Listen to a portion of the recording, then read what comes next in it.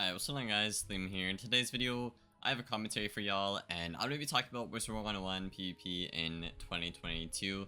So far, this is before 5th Age has come out. I'm pretty sure 5th Age will be coming out this year. Probably around, I don't know, April, late March, I'd probably assume. So, do keep that in mind when you're watching the video. In today's video, we're kind of going to be talking about the problems in PvP, what the community's like, how people are feeling, and basically get you caught up to speed. You know, if you're a casual new player, or if you're a returning player and you want to see what's new with PvP, I'm going to try and hit all the points in today's video. But if you are new around here, feel free to sub and like the video. It goes a long way with helping me, guys. I've been posting daily for 6 months now, and we're almost at 1,000 subscribers. So yeah, without further ado, let's get right into the video. So I've been playing Wiz for about 13 months now, and I've actually managed to get Warlord on all 7 characters, which is pretty good, I would say, for not playing the game for very long and adapting it. So I just want to kind of use that as my credibility. Also, I did place 3rd place in the Sausage Staff this year, which is basically like an actual organized competitive event. So my point here is not to be flexing, I'm just saying I played a lot of PvP, and I do have a very good understanding on it and how the devs are thinking, how the community's feeling, and what I do feel like should happen in the game. We're going to talk about the stale meta that we're in right now and why I think it's actually the worst meta personally that I have played in my 13 months of playing Wiz. So, right now, PvP is kind of like PvE, essentially. People trap stack, people blade stack, and there's not really a counter to it. There are counters to it, but they don't really work very well, right? Basically, if you don't do exactly what KingsIsle wants you to do in the game right now, you're not going to win, essentially, right?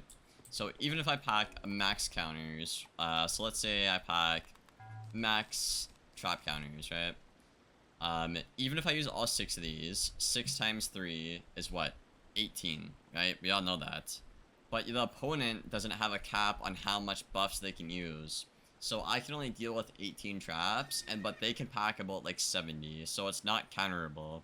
So unless I don't make this into something that I can go for a big gambit play for, the match isn't going to happen. I'm just wasting my time, and I'm going to lose. And I'm going to say it, I do think that is kind of poor development to force players down one narrow way to play the game.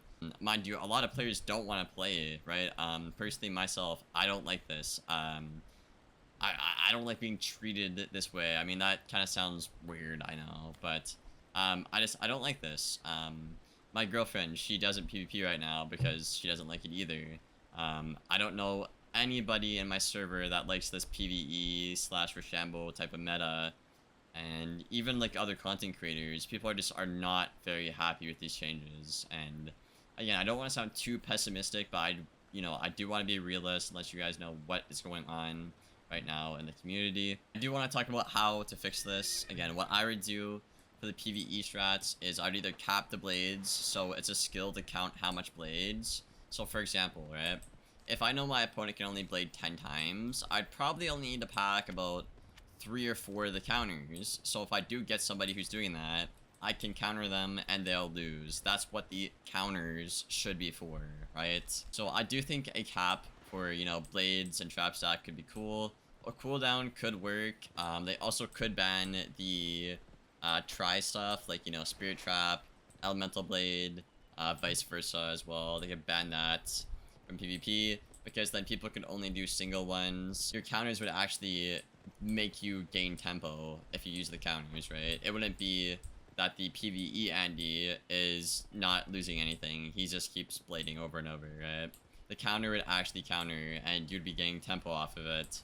But with right now how it is, the PvE Andys will always have tempo, and they can always deal with it, and they can pack more buffs than you can counter, essentially. So yeah, that's how I'd fix the PvE stuff. Also, there's Steel Word as well. A lot of players aren't happy about it. I don't even have one on me right now because I don't use it. I don't support the idea of it, but I think Steel Word should be capped in TC and sideboard. You could cap other cards if you want as well. KI, if somebody's watching that, I'm cool with that. But I think capping Steel Ward to about 3 or 4, kind of like the bubble change, would make it an actual skill to carry it, and it would be a skill to track when they're being used and stuff like that. Personally, I would use Steel Ward if I knew my opponent had 4 and I had 4. I would use it because it's actually justified then, if that makes sense. But yeah, that is Steel Ward and PvE. And the last point I want to cover for now is going to be healing. I've had matches where my opponent has healed for 23,000 when I am a defensive school.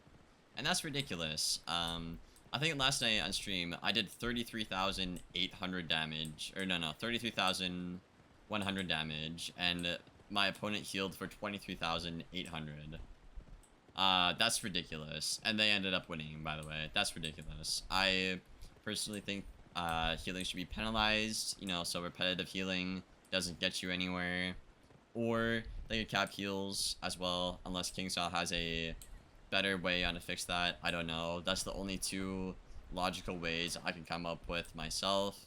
I know people are gonna be like, oh, Liam, life has to heal. No, they don't. I play on my life just fine. I don't pack a heal. I win more matches than not on my life without using a heal, right? You don't need the heal.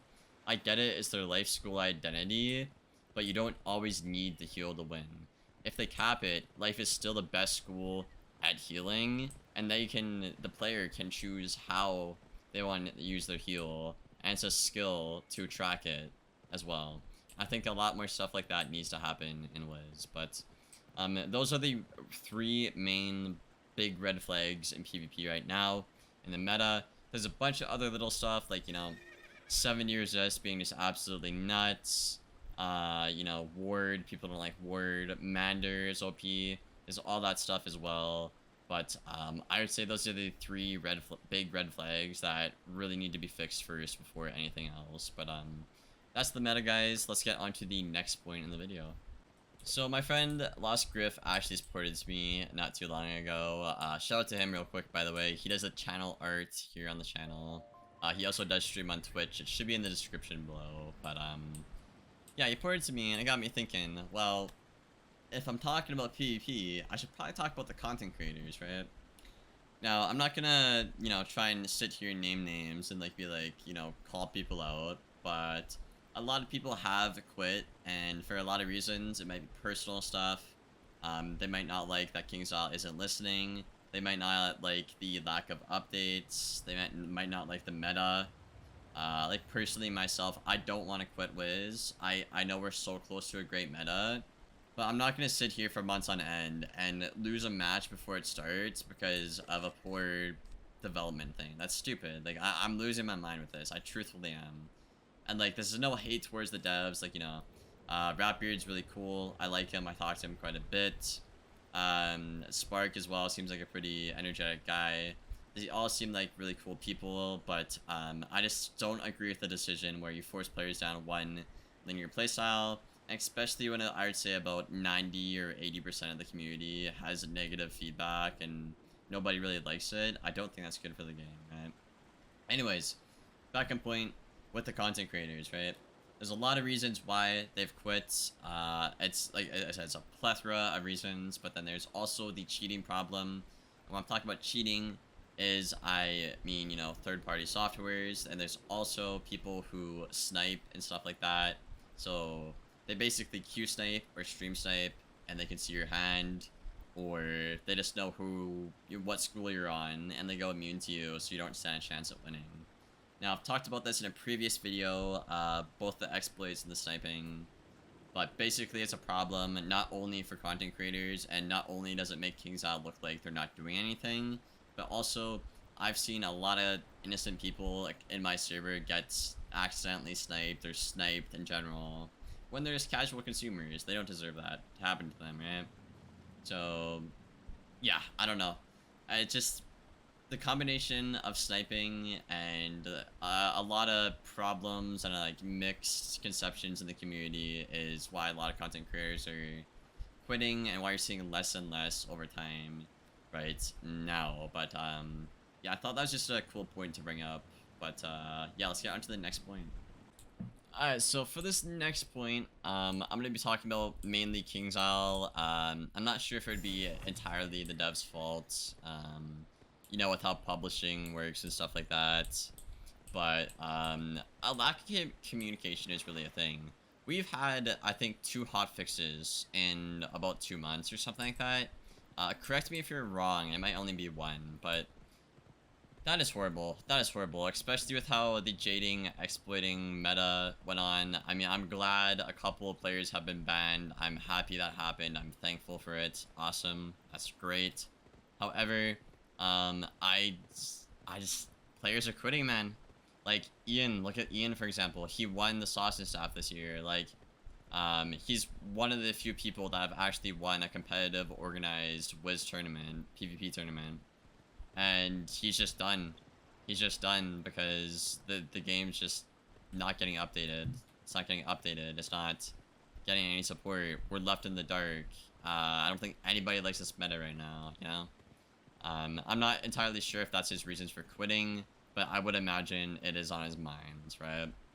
It's just a lot of people aren't happy with it, right? And I really feel like King's Isle could be more transparent. Aside from Rapbeard, there's literally, I don't think there's any dev who gives us any news about upcoming updates, you know? Rapbeard's the only guy, I feel like, you know? You go to a stream, you ask him a question, he answers you about 80% of the time, and, you know, you either get an answer to your question, or you get, like, you know, a half answer that, you know, maybe something you can't really talk about just yet, right? So, I do wish the other devs would, you know, either stream more and talk about it more, or they would come out on Twitter and be like, hey, we know this is a problem, we hear your feedback, we're gonna look into this, this, and this, you know? I feel like just more communication would make the game a lot better and make players a lot more happy. Like, personally, me, man, like, if the devs just came out and be like, hey, Liam, like, we've taken some of your ideas into consideration, thank you for saying that, this is what we're probably gonna do. These are the 2 solutions we're thinking we're gonna do. It's an upcoming feature in the next couple of updates. Thanks for your feedback. Goodbye. Like, an email, a Twitter, a weekly update, like a weekly, like, dev diary, something, being like, hey, we hear you guys saying, oh, you hate this, we're gonna look into this, and we're probably gonna do this, you know? Like, I feel like that would be so much better for the game. And it would make players a lot happier. They feel like their voices would actually be heard, and they wouldn't feel like they're being ignored all the time. But yeah, that's it for that point, boys. We're gonna get onto the next one. Okay, so for this last point, I'm just basically gonna give a overall conception of should you come back and play Wiz in 2022. And right now, I'd probably say no.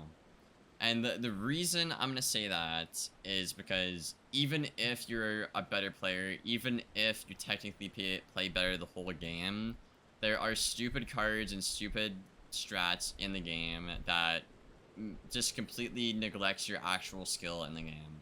For example, I can literally outplay my opponent for 50 turns, and then right when they're about to lose, they can steal ward, and I will lose the match off of that. Those 50 turns that I played better for, they can just do something in 1 turn and win off of that. That is stupid, right? You know, look at a PvE strat, for example. If, you know, I'm playing great, I'm getting tons of nice hits, nice utility, nice value, but, oh, they just one-shot me for 14k, and it doesn't matter, I can't counter it, you know?